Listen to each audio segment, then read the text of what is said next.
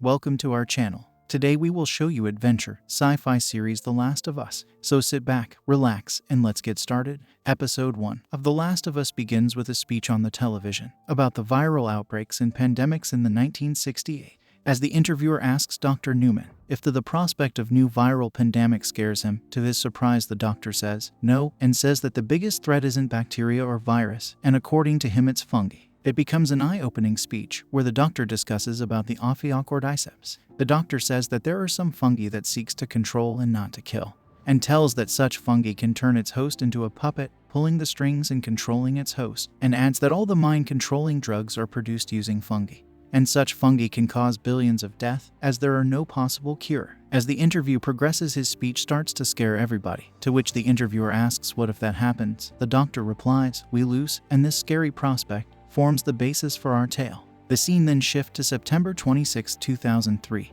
We catch up with Joel and his daughter Sarah, where Sarah prepares the breakfast and Joel asks her about the school, upon which Tommy shows up and Joel jokes about how Tommy is dependent on him, despite it being Joel's birthday.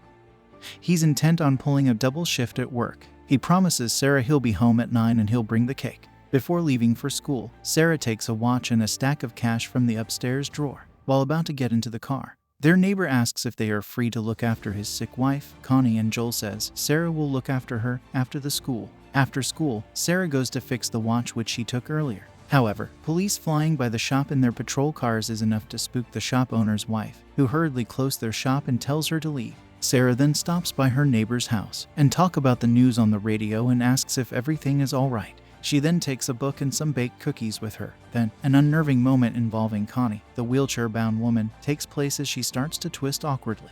Thankfully, Sarah manages to get out before things really kick off, and before she actually sees this take place. Back home, Joel is given his birthday present, that watch Sarah had fixed up earlier. Joel tells Sarah that the watch is still not working, to which Sarah gets worried and tries to inquire. But then Joel reveals that it's a joke and the watch is working. Sarah says it's a lame joke. Joel then asks where did she got the money. Sarah satirically replies that she is a hardcore drug dealer, but later she admits that she took the money from the upstairs drawer. However, later that evening Joel's phone starts buzzing. It's his brother, Tommy. He's in Travis County Jail after starting a fight with some guy swinging at a waitress going mad. If he doesn't get Tommy out now, then he'll be stuck all weekend. Sighing heavily, Joel heads off to get Tommy from the jail and leaves Sarah in bed. Sarah is then awakened by a blast in nearby area. She is alone, and then a national broadcast tells everyone to stay inside. Marcy, their neighbor's dog, is at the door barking. Sarah becomes curious and decides to go out and investigate her neighbors. Sarah sees Connie is on the floor, feeding on a man and very clearly infected. Sarah bolts out the house when she notices tendrils in her mouth, just as Joel shows up with Tommy. The pair scramble out and drive off. Sarah asks Joel what is happening. Joel replies he doesn't know and says it's probably some virus, upon which they see that the road leading out of the city is completely blocked by the military, and had to take a detour to get out of the city. Then they pass by Jimmy's place that's completely burned up. Joel drives past a family needing help and eventually into the heart of town. Their original plan to get out of the city gets completely failed, especially when a jet plane crashes down onto the road and knocking their car out. As they regain consciousness, Joel scoops up Sarah and takes off. One of the infected starts chasing them, but just before the infected gets them, a soldier shoots the infected in the head. For now, Tommy is gone, while Sarah's injury from the crash is a point of contention. Unfortunately, the soldier has instructions to shoot. After firing a barrage of bullets, both Joel and Sarah are down. The soldier looks to kill Joel until Tommy returns and shoots the soldier. As for Sarah, she's fatally wounded. Joel hardly tries to pick her up, but to no good, she's dead. We then jump forward 20 years later. We're in Boston, 2023. A kid wanders into town and is picked up by authorities. He's unfortunately infected, and so the authorities inject him with something that kills him outright.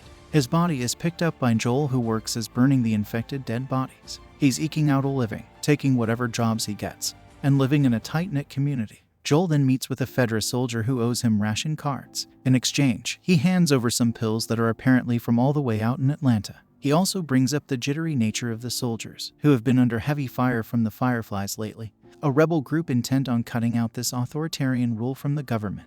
On his way back, he advises Joel to stay away from the street during the nighttime and ask him to stay safe. We also meet Tess, who is being interrogated by some men. Upon then, a blast kills all the men and she finds herself scrambling out of a building. Clearly this is the Fireflies' doing. but there are soldiers on the streets fighting with this rebel group.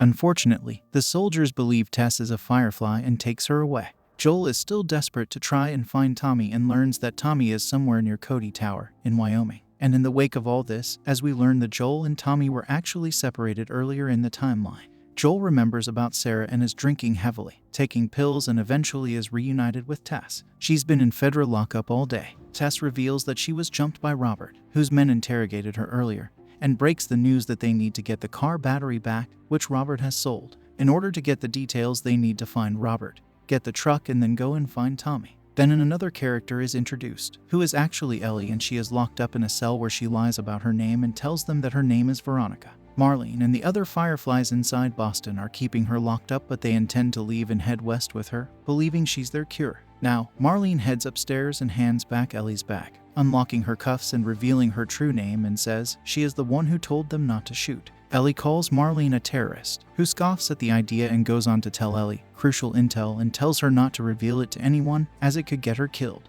Tess and Joel heads out to find Robert to get the car battery back. Upon reaching a place, they find Robert lying dead on the floor. Joel and Tess then runs into Marlene and Ellie. Marlene has been shot off the back of a skirmish with Robert over the car battery, a car battery that's faulty and absolutely no good. Marlene points out that both Tess and Joel are more than capable of taking over her original mission of transporting Ellie outside the city. The target here is the old state house where other fireflies are located.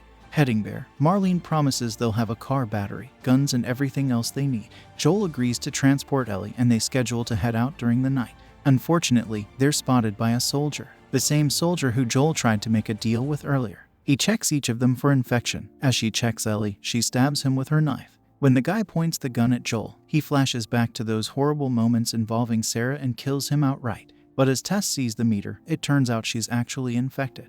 But Ellie convinced them for the time being that her wound is 3 weeks old and she's actually immune, and they gets out of the city. Thank you for watching. Hope you liked the video. If yes, then please like, comment, and subscribe to our channel for more of compressed recap videos.